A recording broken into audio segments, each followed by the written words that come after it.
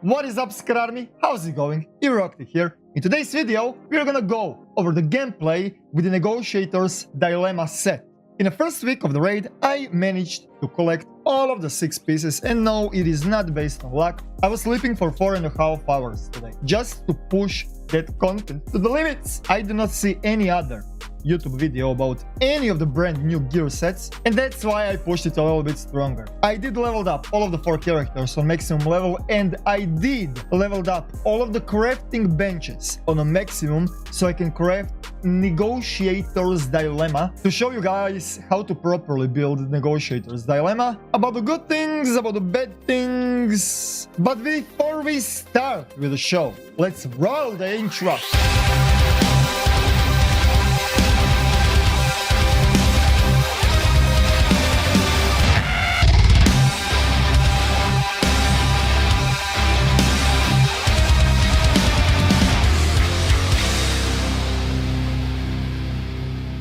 And also, before we start with the build, I want to give a shout out to Mr. Konstantin, my broskis from the clan that helped me out to grind out the Merciless. I cannot believe that I got it, because Merciless is the main factor that is needed for the Negotiator's Dilemma build. If you do not know how to get Merciless, run the Jefferson Trading Center on the challenge difficulty and kill the last boss. Last boss will drop the Merciless. But first, let's just go over the Dilemma set, and then we're gonna talk about in depth how to build it properly, which weapons to choose, and stuff like that. So the first stat is gain 10,000 armor on kill. It is not that much, but it is gonna be really helpful when I fully explain to you how to build a Negotiator's Dilemma properly. You're gonna get 10,000 armor on kill, you're gonna have 30% increased health, you're gonna have 30% explosive resistance. On a 5th required, you're gonna get blowback. Launch a grenade at the target that depleted your armor can occur once every 3 seconds, which means every single time when your armor breaks, the target that destroyed your armor is gonna get grenade underneath their legs. And the last talent is called Press Home the Advantage, and this is really important. Explosions caused by the player stacks a bombardier buff. Each stack of the buff grants party/raid members 10% explosive damage and the player with 10% bonus armor for 10 seconds, which means every single time when you proc the explosion, any type of explosion, Seeker Mine explosion, Merciless holster explosion, using the Merciless as a primary, throwing the grenades, anything that has any type of the explosion, even with blowing up the weak points of the enemies that are causing the explosion, are going to trigger that buff. And because of that, the exotic weapon of choice is definitely Merciless, the glorious Kalashnikov, and we are gonna go over the talents from the Merciless also, so you guys get the picture what is actually happening. Binary trigger. The weapon is equipped with a binary trigger that fires on a trigger pull and release. Second talent is guerrilla warfare. Pulling the trigger fires a primary rounds that stay embedded in the enemy.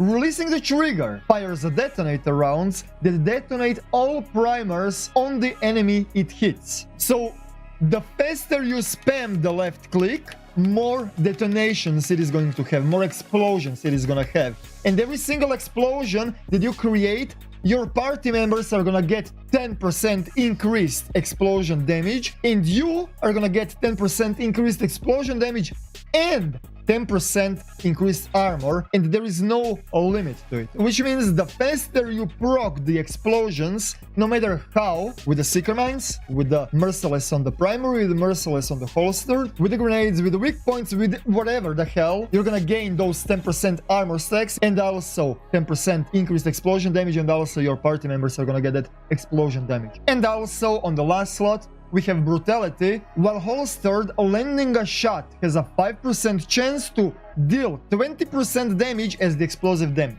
Now, like I said, we do not care about the damage at all. We care about triggering that buff. In case if you want to use any other weapons, I would strongly recommend you to use any type of a weapon that has high RPM. The top pick for this build will most likely be MG5. The reason why is because it is the LMG that has the highest amount of the RPM, which means you will trigger that buff much more often. And the whole rotation of the build should be shooting with the MG5 with increased rounds. It is really important to have on your MG5 the modification on the magazine that is gonna give you extra 35 bullets. Thank God that we do not have percentage-based magazine sizes, because MG5 would suck in most of the cases. But right now, since we can farm through the new daily missions and weekly missions, those pouches that are gonna give you extra 35 mags, your MG5 will not have 50, it is going to have 85 magazine size pull. And the rotation with this build, with the Dilemma build, is going to be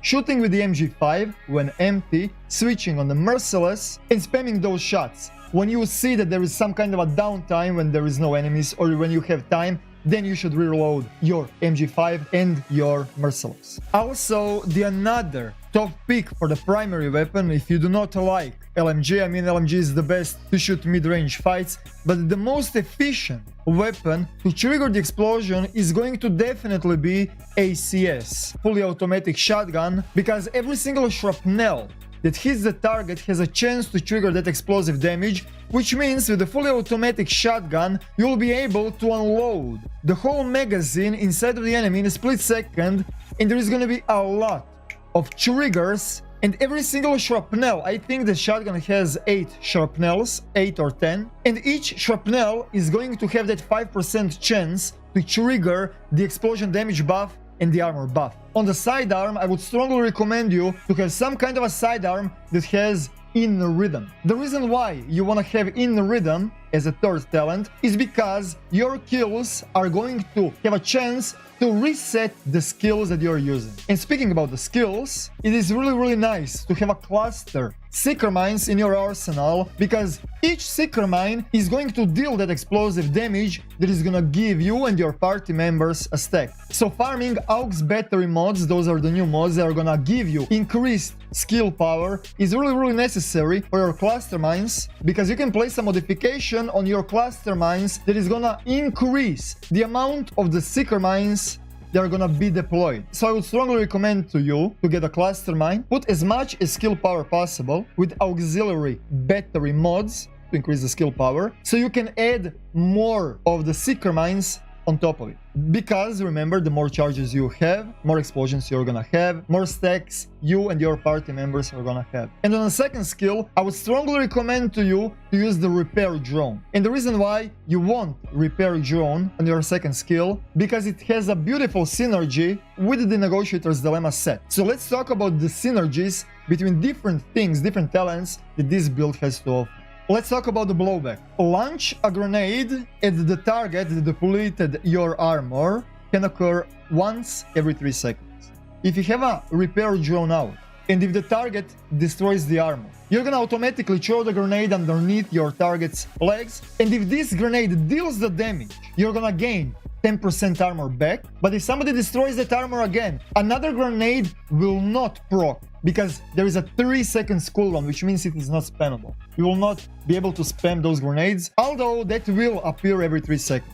And since we already know, every single time when you throw the grenade on the AI, if the AI is not suppressed, they're gonna roll over to dodge the grenades, which means you're not gonna get that 10% armor back. And with having a repair drone, you're gonna actually start gaining that armor, so the target can destroy that armor again. Which means you should actually not even have that high amount of the armor at all. That stack of the armor, yes, you can use it to boost up your armor from 300,000 to 400, 500, 600,000. You can do that. But if you want to play with this set properly, you should actually not have that big amount of the armor. And the only reason why you're getting that armor is to throw the grenade again when it explodes. And eventually one of those grenades is going to kill. Do you understand the synergy between how it works? And having 30% increased health build with the Negotiator's Dilemma is recommended.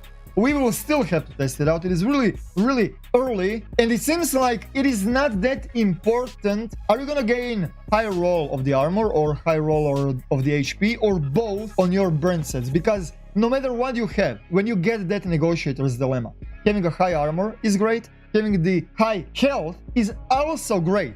No matter what you get, it is gonna be great, as long as it is defensive. And it is really nice that they added 30% increased health, because you have variety of choices. You can build it around armor or around health. And having that 30% explosive damage resistance is going to actually help you between you and the nades that you accidentally throw. Because if a rusher comes on you and he melees you, if he destroys your armor, you're gonna throw that grenade. And that grenade is going to deal the damage even to you. So having that 30% extra explosive damage resistance is actually nice. Now, like I already said, I just wanted to throw this video out to fully explain to you guys how to build Negotiator's Dilemma properly, which weapons to use and stuff like that. My build is completely unoptimized. Like, those are the first sets, the first pieces that I got, and the only thing that I rerolled is the LMG damage on my gloves. So let's just go over my statistics, and I'm gonna give you the recommendations how to build the build properly. On a mask, I managed to get health on kill and damage to elites. I have only one choice here, rerolling health on kill for flat health bonus. I'm pretty happy that I actually even got 21% damage to elites, and I'm gonna leave damage to elites as it is. It is really early to tell, and we do not know which attributes can be rolled on what pieces, so we do not even know if this set will actually even roll with the weapon damage. Although having the 3 attributes on the backpack is really nice, because all of the 3 attributes are gonna be really powerful rolls. Having a weapon damage on the backpack is really nice, although it is really hard to get that 10% increased weapon damage. If you manage to get 10% weapon damage, that would be amazing. But in my case, I got armor, health, and cooldown reduction. Since we wanna spam with those seeker mines, cooldown reduction is really nice. Armor is a high roll. Health is a really nice roll. I still do not know what to get on my backpack. Tell me in the comment section down below, what do you guys think that I should re-roll here on this attribute? On my chest piece, I got high health, weapon damage. I'm going to definitely re-roll weapon damage, since you can get up to 15% weapon damage. Correct me if I'm wrong. And I got a high roll of the health here, so I'm gonna be happy with the health, weapon damage, headshot damage. And remember, having a percentage on the increased health and having a percentage on the increased armor is not multiplicative, it is additive, no matter what do you do. So having a flat, badass stacks of the attributes is much better. On my gloves, I also gained health, and I got critical hit chance. I did reroll the LMG damage. I can reroll whatever the hell I want to use in the future. Thank God, this piece is really nice, and I'm so glad that I actually got even extra flat damage health on my gloves. On my holster, I gained armor on kill and health on kill. And I'm going to definitely reroll health on kill for a flat health.